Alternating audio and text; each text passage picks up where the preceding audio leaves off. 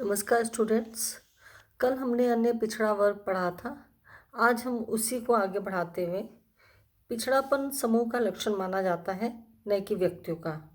अन्य जातियों की तरह पिछड़े वर्गों की सदस्यता भी जन्म के आधार पर निर्धारित होती है। सैद्धांतिक रूप से पिछड़े वर्गों में शिक्षा और आर्थिक दृष्टि से संपन्न व्यक्ति भी शामिल हो सकते हैं। इसका कारण यह है कि सरकार ने कुछ जातियों को पिछड़ी घोषित किया है और उन जातियों को कुछ लाभ और सुविधाएं इस घोषणा के तहत अवश्य प्राप्त होंगी। इस प्रकार पिछड़ा वर्ग समूहों और व्यक्तियों का एक बृहद, बड़ा और जटिल पुंज है।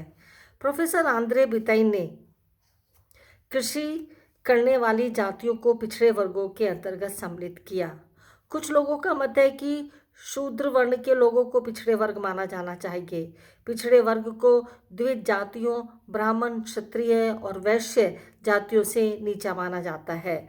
जब हम यह कहते हैं कि अमुक वर्ग पिछड़ा है, तो इसका तात्पर्य यह है कि समाज में एक वर्ग ऐसा भी है जो उच्च या अन्य से आगे है।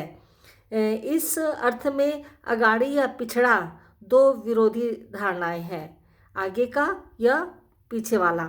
इसी आधार पर बिहार राज्य में सरकारी स्तर पर दो वर्ग माने गए हैं, एक अगाड़ी वर्ग और दूसरा पिछड़ा वर्ग। एक आगे का वर्ग और दूसरा पीछे का वर्ग जो पिछड़ा हुआ है।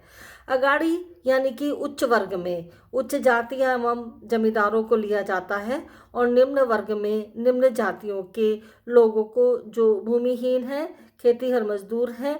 भारत में अधिकांशतः कृषि करने वाली जातियां मध्यम श्रेणी की हैं। अतः जाति और व्यवसाय दोनों ही दृष्टिकोणों से पिछड़े वर्ग के लोग मध्यम स्तर के हैं तथा सामाजिक, सांस्कृतिक, शैक्षणिक और आर्थिक दृष्टि से पिछड़े हुए हैं। पिछड़े वर्ग में ब्राह्मणों से निम्न और अछूत जातियों से उच्च मध्यम श्रेणी की जातियां और समूहों को सम्मिलित किया गया है।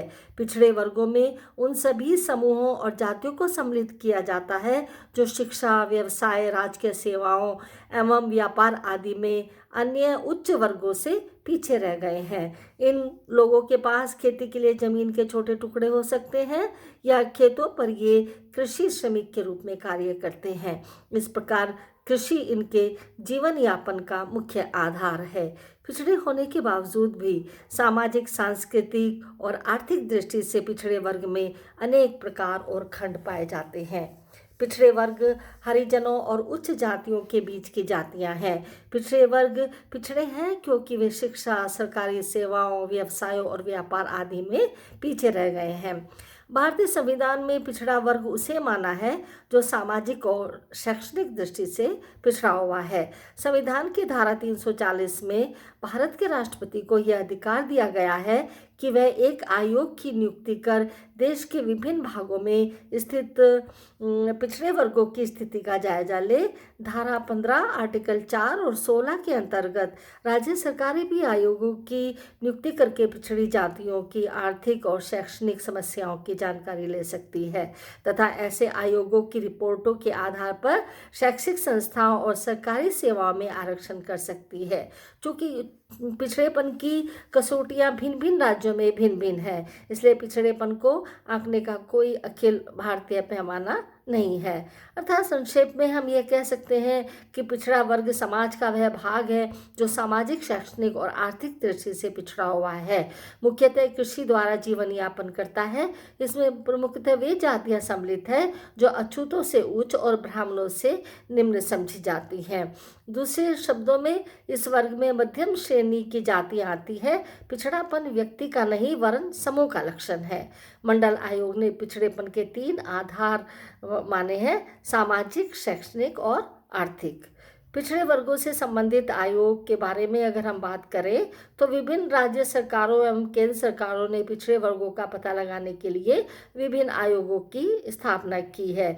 जैसे कि बिहार सरकार ने मुंगेरी लाल आयोग की स्थापना की, जिसकी सिफारिशों के आधार पर 1978 में बिहार सरकार ने 128 जातियों को पिछड़ी जातियां घोषित कर सरकारी सेवाओं में उनके लिए आरक्षण की नीति को लागू किया। 1972 में कर्नाटक सरकार ने LG हवानूर की अध्यक्षता में पिछड़ा वर्ग आयोग स्थापित किया, जिसने एक बृहद सर्वेक्षण के बाद पिछड़ी जातियों और समुदायों की सूची तैयार की और इनके लिए 32% स्थान नौकरियों में आरक्षित करने की सिफारिश की। सरकार ने इस सूची में कुछ जातियों को सम्मिलित करके 32 के स्थान पर 40% स्थान आरक्षित कर दिए।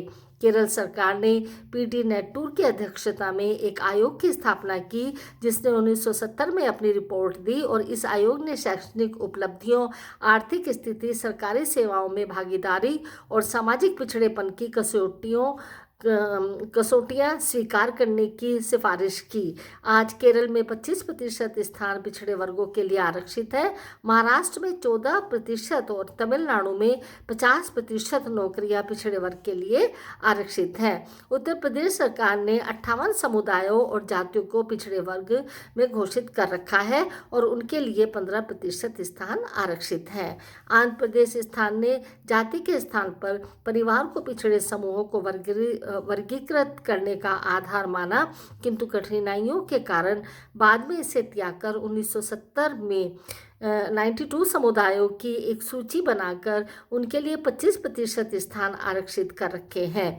इस प्रकार से वर्तमान में आंध्र प्रदेश, बिहार, जम्मू कश्मीर, कर्नाटक, केरल, महाराष्ट्र, तमिलनाडु, हरियाणा और उत्तर प्रदेश में पिछड़े वर्गों के लिए आरक्षण की व्यवस्था लागू की गई है। कल हम पढ़ेंगे काका कालेकर आयोग और मंडल आयोग। हम इसमें देखेंगे कि किस तरीके से इस आयोग ने पिछड़े वर्गों को कैसे सूची तैयार की है और इन्होंने किस आधार पर, कौन से निर्देशों के आधार पर इनकी कठिनाइयों को दूर करने की बात की है। धन्यवाद।